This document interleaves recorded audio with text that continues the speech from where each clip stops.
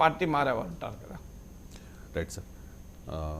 ఈ 6 నెలల్లో చూసుకుంటే 6 ఎమ్మెల్యేలు పార్టీ మారారు, బీఆర్ఎస్ నుంచి కాంగ్రెస్లోకి వెళ్ళారు.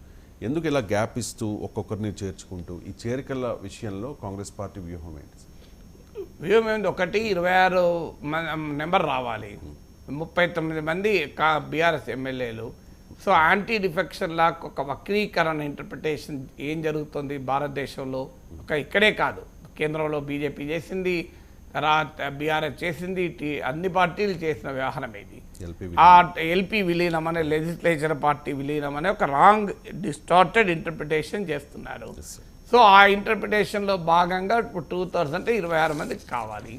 26 మంది మూకుమ్మడిగా ఒకటేసారి చేరాలని అనుకోరు నాయకులు కూడా. ఎందుకు అనుకోరంటే 26 మంది ఎన్నప్పుడు వాళ్ళకి గుర్తింపు ఉండదు, ఒక్కొక్కరు చేరితేనే గుర్తింపు వస్తుంది. ఇప్పుడు ఇలా మనం యాదయ్య చేరాడని ఎందుకు మాట్లాడుకుంటున్నాం, 26 మంది చేరుంటే ఈ యాదయ్య గురించి చర్చ పెట్టేవాళ్ళమా?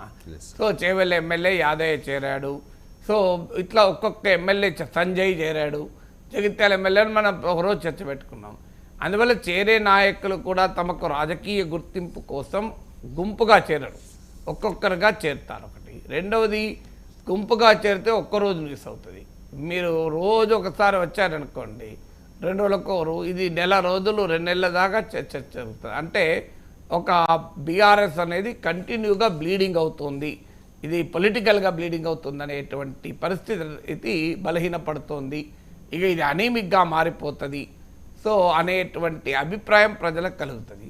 అందువల్ల 1 రోజుల పాటు 2 నెలల పాటు ఇక వేరే చర్చ ఉండదు, కాంగ్రెస్ ప్రభుత్వం ఏం చేస్తుంది ఏం చేయడం లేదనే చర్చ ఉండదు. ఈ ఎమ్మెల్యే చేరాడు, ఆ ఎమ్మెల్యే చేరాడు అనేటువంటి ఒక సైకలాజికల్ ప్రెషర్ బీఆర్ఎస్ పైన బిల్డప్ అవుతుంది. ప్రజల్లో కూడా బీఆర్ఎస్ పట్ల విశ్వాసం సన్నగిల్లగా ఉంటుంది. అందువల్ల ఇలా రాజకీయ వ్యూహంగా ఉండొచ్చు. ఒకటేసారి 26 మంది రావటానికి కూడా రెడీ కూడా కాకపోవచ్చు, ఒక్కొక్కరిని కన్విన్స్ చేయాలి, వాళ్లకు రకరకాల బేరసారాలు ఉంటాయి. ఎందుకు వస్తారు, వచ్చే వాళ్ళు ఏ ప్రయోజనం లేకుండా రారు కదా. మంత్రి పదవి కాకపోవచ్చు, మరో రీత్యా ఏదో ఒక పొలిటికల్ హామీ ఇవ్వాలి.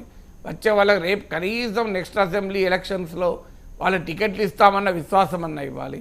వీళ్ళు వస్తున్న కొద్దీ స్థానికంగా ఉన్న కాంగ్రెస్ నేతల్లో వ్యతిరేకత ప్రతిఘటన ఉంటుంది.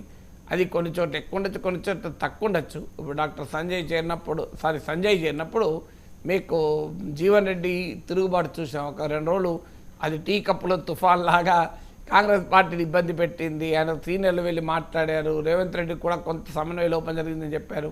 సో ఇవన్నీ అడ్జస్ట్మెంట్ చేసుకుంటూ జరగాలి కదా. Right sir. ఒకరు పోతే 100 మందిని తీర్చిదిద్దుకుందాం, 6 100 అవ్వకుండా. అంటే ఇప్పటికి 6 వెళ్ళిపోయారు, అది మరింత